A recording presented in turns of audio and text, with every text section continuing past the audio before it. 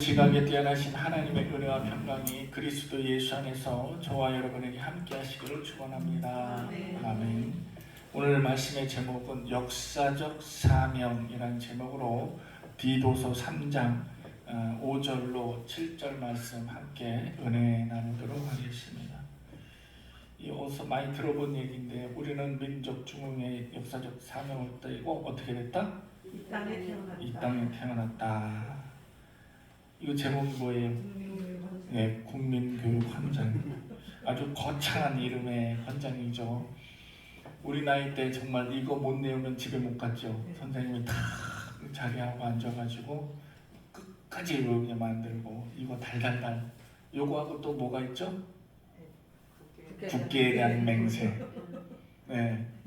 국기에 대한 맹세와 국민교육 헌장은 반드시 외워야 되는, 지금 세대들은 모를 거예요. 이게 있는지조차도 모를 건데, 이 헌장을 외우면 일단 어떤 현상이 일어나느냐, 이 거창함에 매료가 돼서 외우면 외울수록 어떻게 돼요? 우리 마음에 비장한 그런 각오가 생기죠. 예, 아주 비장함이 생기고, 그리고 뭔가 내가 조국을 위해서 이 한 몫은 바쳐서 뭔가 해야 될 것 같은 그런, 이게 이제 일명 국가적 가스라이팅을 당한 거예요. 우리가 잘할 때부터, 그죠? 요즘 유행하는 국가적으로 가스라이팅을 당하면서 나라를 위하고 조국을 위해서는 내가 뭔가를 해야 될 것 같은 그런 환각에 빠져 있는 것 같은 그런 내용이 바로 이 국민교육 헌장입니다.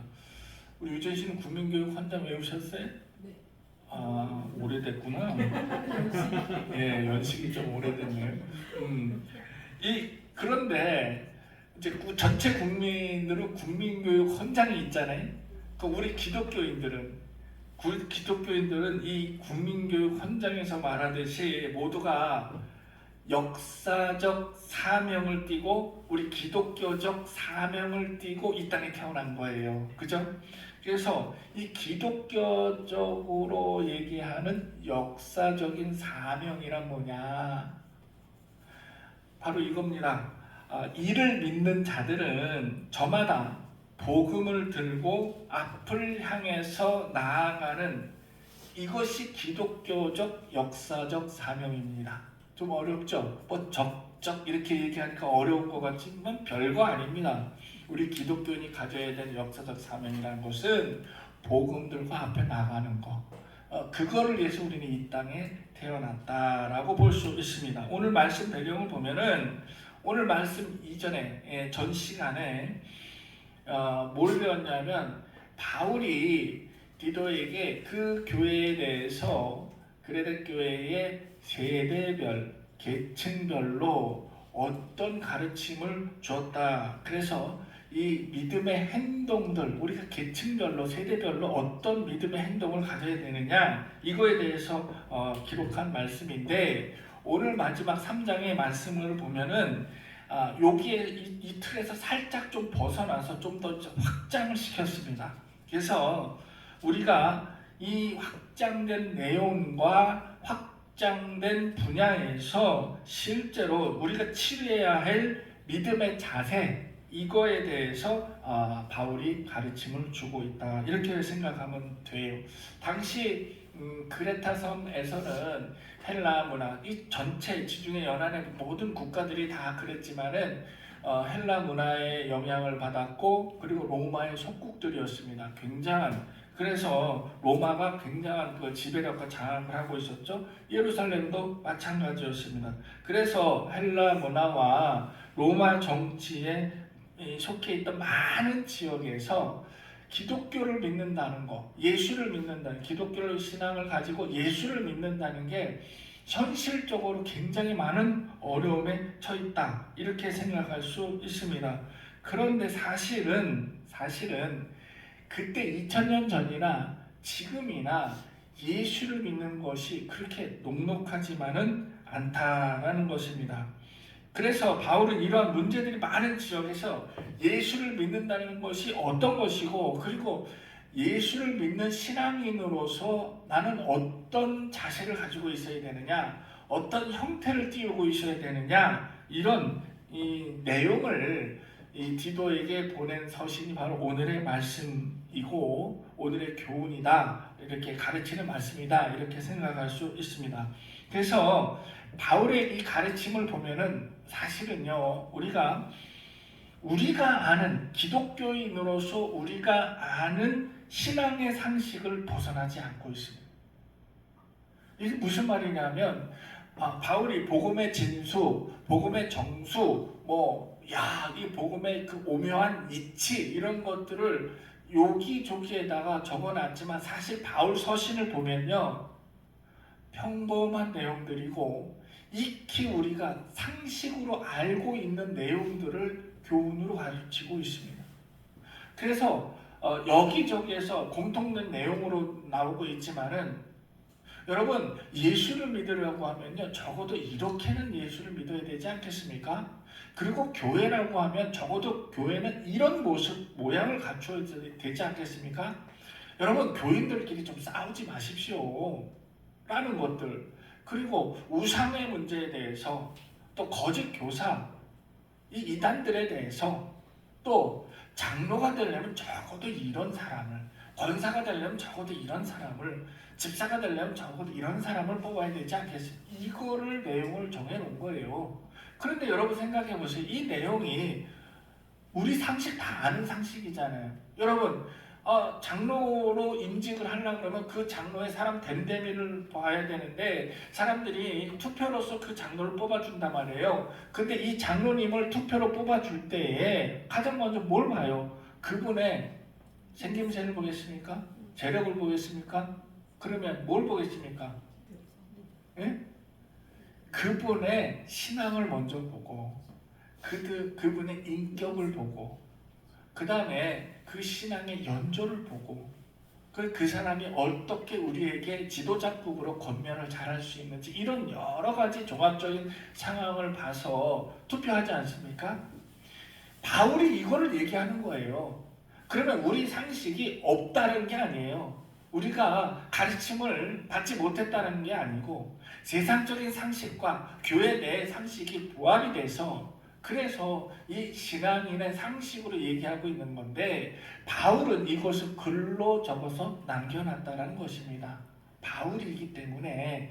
그래서 우리가 신앙 상식에서 벗어난 일을 그렇게 바울이 한 것도 아니고, 바울은 서신을 통한 내용들을 보면 가장 평이한 내용들을 적어놨다는 거예요.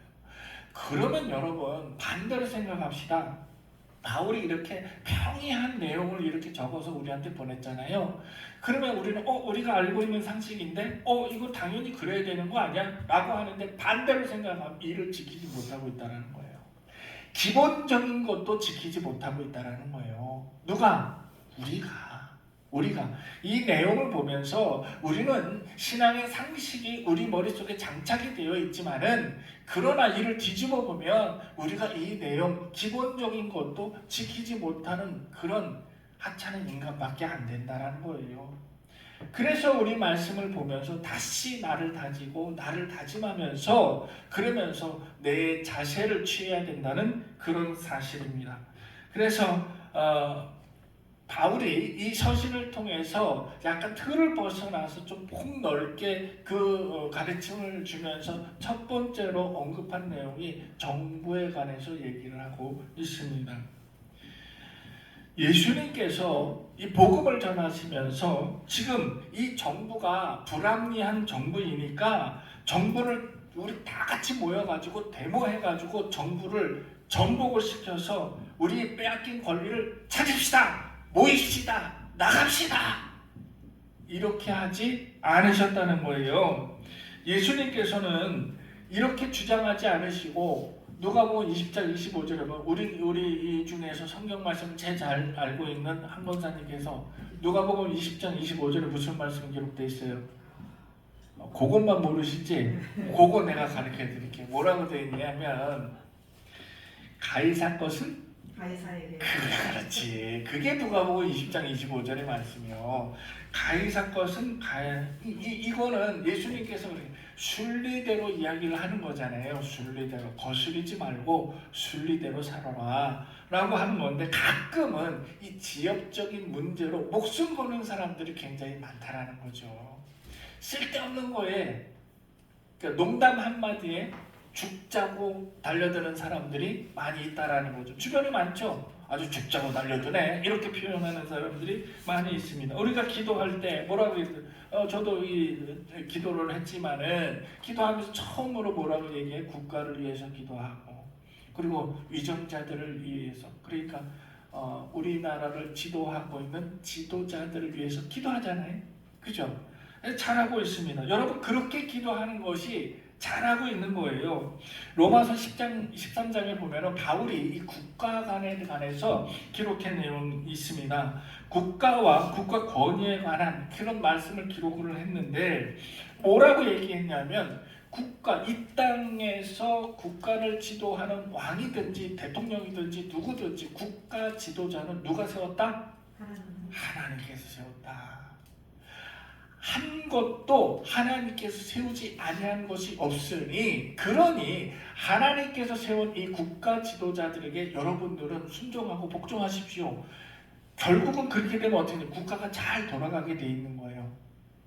이게 바울이 세운 국가관이에요. 그러면 이런 질문이 따라오고 있습니다. 그 독재자는, 사람을 그렇게 죽이는 독재자, 그럼 하나님이 그런 독재자를 세웠단 말이에요? 라고 당연히 이 질문이 따라올 수 있지요. 근데 여러분 생각해 보세요. 독재자가요, 처음부터 독재자는 드뭅니다. 그렇지 않아요? 내가 대통령 자리에 오를 때에 그때 마음하고 해보니까 달콤하거든, 요 변질된 마음하고는 차이가 있습니다.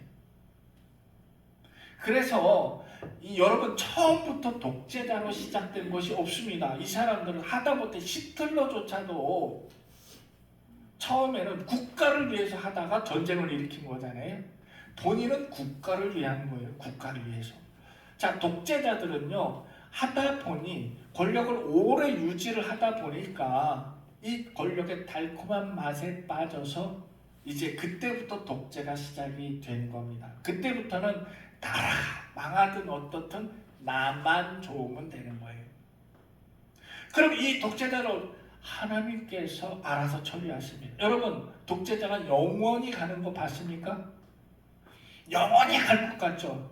그 권력이 영원히 갈 것 같죠? 절대 그렇지 않습니다. 하나님은 하나님이 세운 지도자가 하나님의 뜻에 반할 때 그때 가만 내버려 두지 않습니다.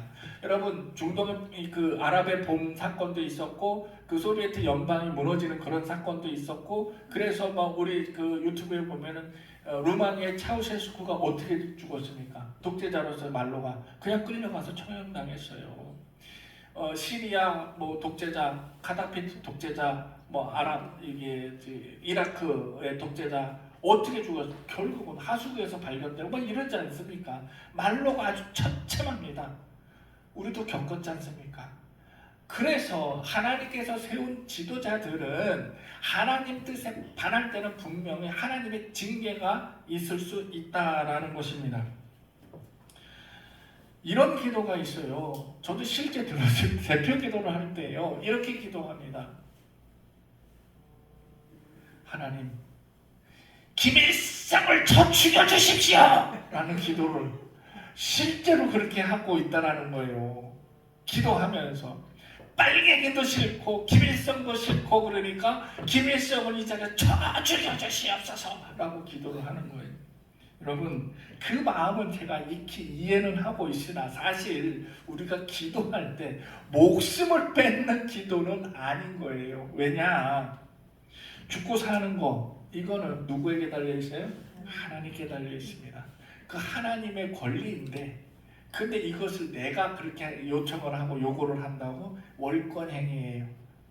차라리 그가 빨리 회개하기를 원하는 그런 기도를 해야지, 이런 진일성을 쳐 죽여 지금 자다가 급살맞게 이런 기도하면 안 되는 거예요. 여러분 이런 기도가 있지요. 또 참 눈 뜨고 보면은 참 외수 같은 인간이 하나 있죠. 예. 안 보면 그러니까 눈에 앞에 있어도 걱정 없어도 걱정인 인간이 딱 하나 있습니다. 내 눈에 앞에 있으면 저 외수 같고 내 눈에 없으면은 이게 또 어디가 갖고 뭘 하나 하고 그 외수 같은 그런 인간이 하나 있습니다. 있죠? 네. 여러분 가슴속에 하나씩 있어요, 없어요? 있어요. 네, 큰 소리로 얘기해서 있다고 얘기했습니다. 그런데 인터넷에 떠드는 아주 유명한 기도가 있습니다. 이게 그래서 이 인간을 위해서는 눈으로 보면은 왼수가 되고 이거 부탁부탁 가리고 막 이렇게 하지만은 또 눈을 감으면 이 인간을 위해서 내가 기도를 해야 돼. 그러니까 안 할 수도 없고 하니까 입을 열어 억지로 기도를 하는데 할 수 없어서 그 감정을 잔뜩 실어서 기도한 욕이 좀 들어가고 있으면 이해해 주고 들어주시기 바랍니다.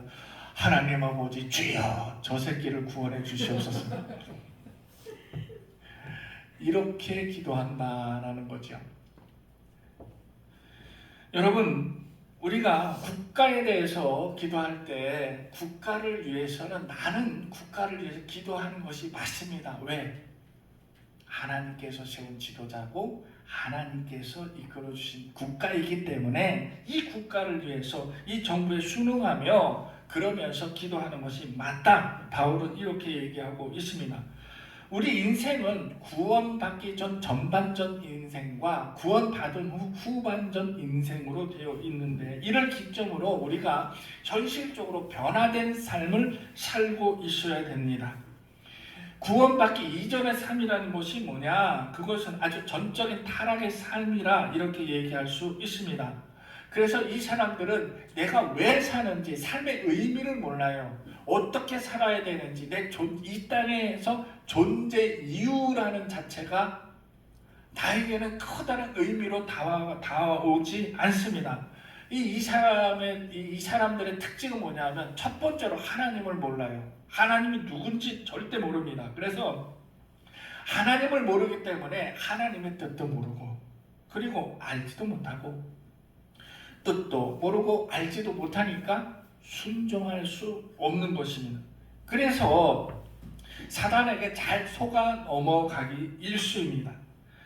그렇기 때문에 이 사람들이 향락의 종으로 빠져 들어갈 수밖에 없다라는 것입니다. 이 사람들의 일상생활은 남을 미워하고 투기하고 그리고 시기하고 질투하고 이런 삶을 살고 있고 가장 큰 문제는 이게 죄인 줄 모르는 것이죠. 이게 가장 큰 문제인 것입니다. 바울은 이러한 사람들에 대해서 불순자나 또는 이단들에 대해서 어떻게 우리가 행동을 취해야 되느냐 이 사람들에 대해서 같이 헐뜯거나 또는 비방 저 사람 저거 봐라 라고 손가락질하거나 이러지 말라라는 거. 왜? 관계를 하지 말라는 거죠. 그래서 이 사람들하고 될 수 있으면 다툼이라는 것, 싸우는 것을 피해야 된다 라고 하면서 우리 기독교인들은 예수 믿는 우리들은 우리 마음속에 무엇이 되어 있어야 되냐? 온유하라는 것, 온유함이라는 것이 장착이 되어 있어야 된다는 것이죠. 내 마음속에 온유라는 것이 장착이 되어 있었는데 예수님의 평생 삶을 보면 예수님께서는 그 온유함으로 평생을 살으셨다라는 것. 여러분 성경에 기록된 인물들을 한번 보십시오. 성경에 기록된 인물들 내용을 몇몇을 살펴보면 다들 온유하게 살았습니다. 아브라함이 온유한 삶을 살았습니다. 그죠? 이삭과 야곱도 이스라엘 된 후에 온유한 삶을 살았습니다. 다윗이 그 많은 전쟁을 치렀지만은 자기 민족을 위해서 하나님을 위해서 전쟁을 치렀고 다윗 역시도 온유한 삶을 살았어요. 따지고 보면 왕으로서 그 권력이 있음으로써 내가 모든 것을 다 할 수 있는 권력의 위치에 있었지만 그러지 않았습니다. 자기 모든 것을 휘두르지 않고 다 아들을 위해서 성을 비워준 사람이 바로 다윗입니다. 온유한 삶을 살았습니다. 그럼 온유함이라는 것은 뭐냐? 온유함이라는 것은요, 내가 하나님께 순종하는 마음으로 예절이 바르고, 그리고 누구에게나 친절하며, 그리고 오래 참는 의미를 갖고 있는 것이 온유함입니다. 내가 예절 바르고, 그리고 친절하고, 그리고 오래 참는 이 모든 것들이 하나님께 순종하는 마음으로 나타내는 것이 온유함이다. 온유함의 정의를 이렇게 낼 수 있습니다. 그래서 우리는 이 사람들을, 불순종한 사람들 또는 이단들을 대할 때 가감하게 차단벽을 치되 이들을 위해서 다투거나 싸우거나 비방하거나 이러하지 아니하고 온유함으로 나타내야 된다라고 바울은 이야기하고 있습니다. 특히 이 교회에서 항상 이 적대감을 갖고 있는 이 사람들, 이단들, 불신자들에 대해서 뭐라고 얘기했냐면 논쟁, 어리석은 논쟁을 하지 마라 라고 이야기를 하고 있습니다. 그리고 족보 이야기에 혹하지 말고 율법에 말려들지 마라 라고 바울이 세 가지를 언급을 했습니다. 어리석인 논쟁이라는 것이 뭐냐? 어리석인 논쟁이라는 것은 참 얘기할 가치가 없는 거를 죽자고 여러분, 논쟁은 끝이 없습니다. 여러분, TV에서 TV 프로그램으로 논쟁 프로그램 하지요. 정치 토론이나 뭐 토론 어쩌고 저쩌고 하는데 한 번도 저는 그 상대방에 대한 얘기를 수긍하면서 동의한 적을 못 봤습니다. 내 주장이 옳다라고 얘기하지. 그거 봤습니까? 한 번도 자기 주장 말고 남의 주장을 수긍하고 수용하고, 그렇습니까? 제가 잘못 생각했습니다 라고 수긍하는 사람을 한 번도 못 봤어요. 그러니까 이 어리석은 논쟁에 휘말리지 말아라고 얘기하는데, 당시 그 어리석은 논쟁에 가치 없고 의미 없는 것 중 뭐 이런 얘기가 돼 있습니다. 예수님께서 십자가에서 허리에 창을 찔렸습니다.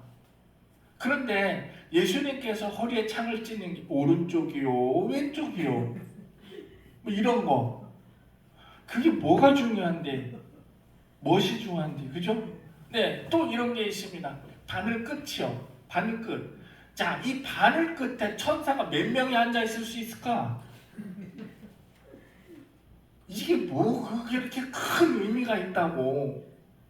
이런 가치 없는 논쟁에 휘말리지 말라라는 것입니다.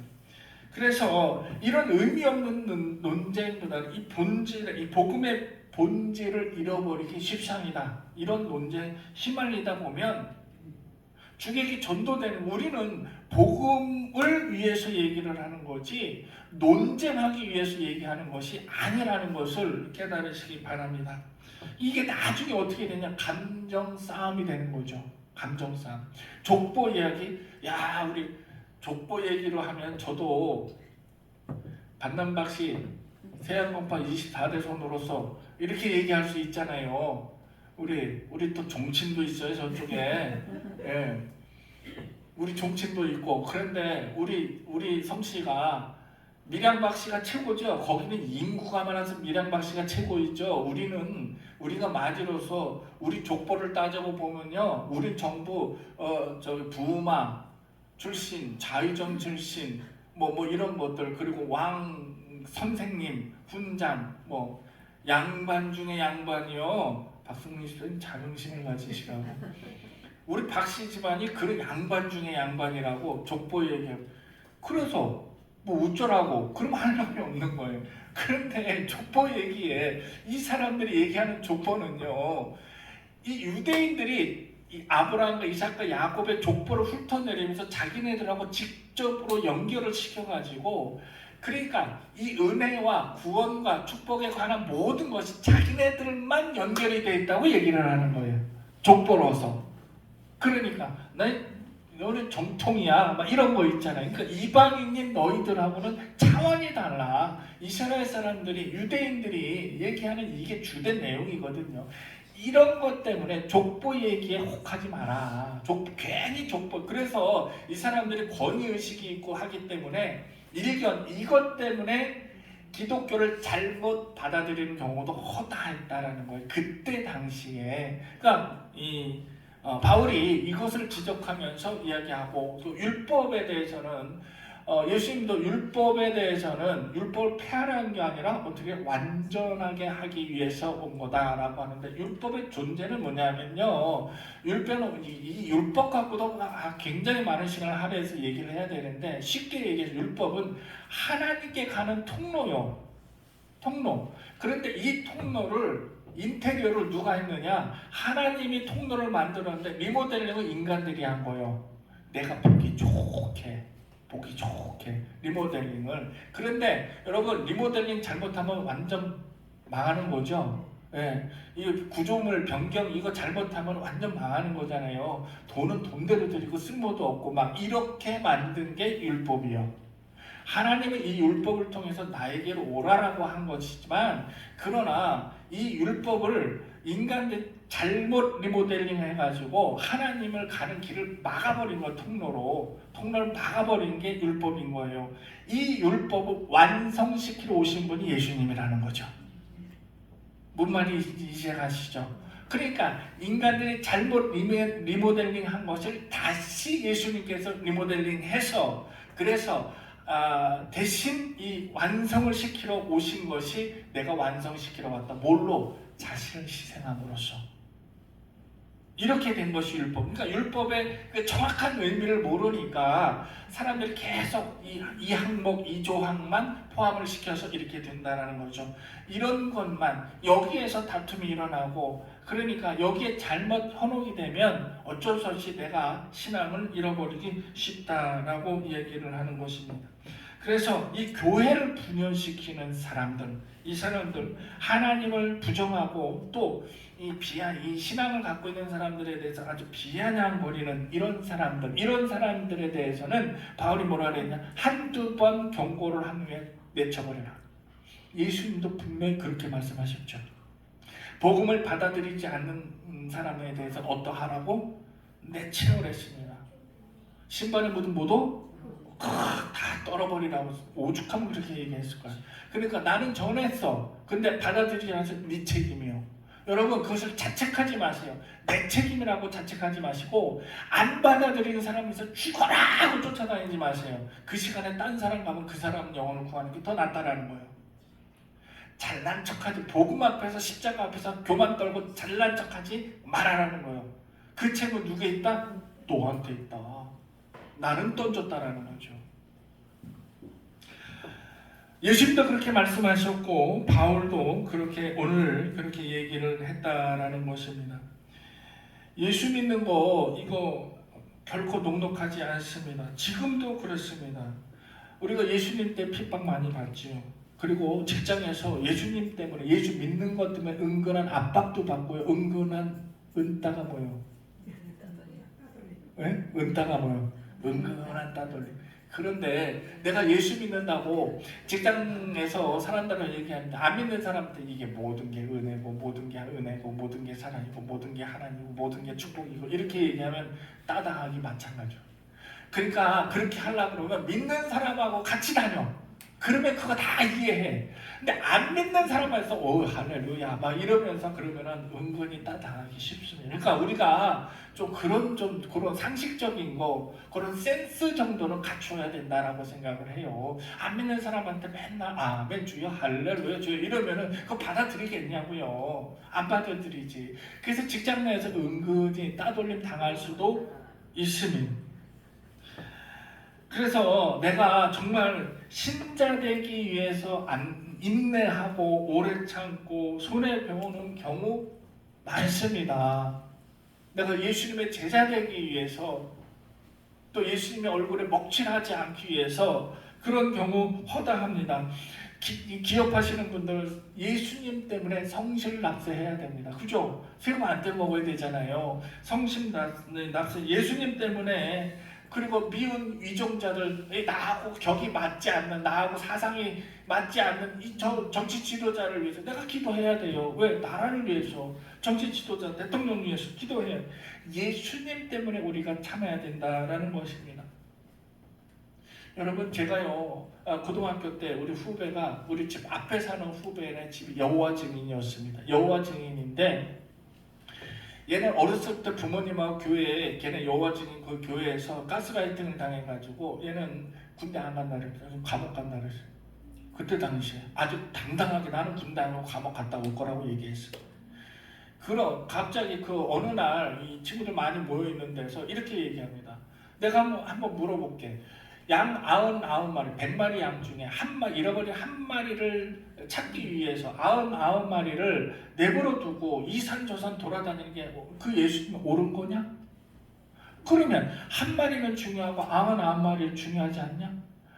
남겨진 99마리가 늑대 일이 여우가 와가지고 물어가면 어떡할 거예요? 그 한 마리 때문에. 이런 논쟁거리를 갖고 와서 친구들 앞에서 딱 펼쳐놓는 거예요. 그러니까 친구들이 다 꿀먹은 벙어리가 된 거 아니에요. 그리고 심오한 질문에 어떻게 대답을 해요? 고등학교 1, 2학년 때 들송 부른 나무는 떡잎부터 알아보죠? 목사 될 나는 떡잎부터 알아봤던 거 아니에요. 그때 딱 내가 시끄러 입 다물어 어디서 되도 않는 본질을 알아야지. 예수님이 한 마리의 양을 그만큼 내가 99마리를 내버려 두고 얘네들을 어떻게 뭐 죽든 살든 얘만 위해서 그런 비합리적인 비상식적으로 한 것이 아니라 이 한 마리를 얼마나 애지중지하며 안타까워하며 이 한 마리 때문에 내가 이산저산 목마름 참고 굶주림 참고 얘를 잃어버린 이 아이를 찾아 헤매는 예수님의 심정을 알아야지. 무슨 9마리에 한 마리에 이것 갖고 지금 따지고 앉아있냐? 라고 한마디 했죠. 그랬더니 일순 조용해집니다. 얘도 잘난 척하고 막 이랬다가 맞거든. 그러니까 친구들이 오 이런 거. 오 목사 오 목사가 되려고 이랬던 것 같아요. 자, 이런 것들이 뭐예요? 이 지역적인 거로 논쟁거리를 계속 만들어가지고 우리를 혼란스럽게 만드는 거예요. 특히 이단들이 이렇게 하는 거잖아요. 신천지들이 뭐 아빠 하나님, 엄마 하나님 그것들이 뭐 이렇게 얘기를 한 추수꾼 어쩌고 하면서 이렇게 얘기하는 거 아니에요. 우리는 이 현실에서 믿음을 지키고 살아간다는 게 얼마나 어려운지 별거 아닌데? 라고 하면서도 은근한 압박도 오고요. 은근한 유혹도 오고 그리고 다른 것도 좀 쳐다볼까? 하는 그런 심리도 작용을 하고 많은 어려움이 있는 것은 사실은 그렇다고 해서 이런 많은 어려움이 있다고 해서 내가 이 신앙을 다 때려 엎자? 이건 아니잖아요. 이건 아니잖아요. 오늘 이를 위해서 바울이 말씀을 전하고 있는 건데 바울이 전하는 말씀의 핵심은 뭐냐? 자세입니다. 자세. 국가를 위해서 불신자와 이단들에게 그리고 구원받은 우리가 어떤 상황에 놓여있더라도 우리는 신앙인으로서 집사권사 장로 목사로서 신앙인으로서 분명한 자세가 있어야 된다는 것을 지금 오늘 말씀을 통해서 얘기하고 있는 거예요. 이걸 뭐야? 흔들리지 말라는 거죠. 우리는 역사적 사명을 띠고 이 땅에 태어났습니다. 어떤 사명? 기독교적 사명을 띠고 이 땅에 태어났는데 그 사명을 등에 지고 앞으로 나아가는 분명한 태도가 있어야 된다라는 것입니다. 오늘 우리 모든 이역계 성도님들은 오늘 말씀해 주시는 그 은혜를 가지고 내가 믿음 앞에서 어떤 자세를 취해야 돼 분명한 자세를 취할 줄 아는 지혜로운 자들이 되기를 주님의 이름으로 축원합니다. 기도하겠습니다.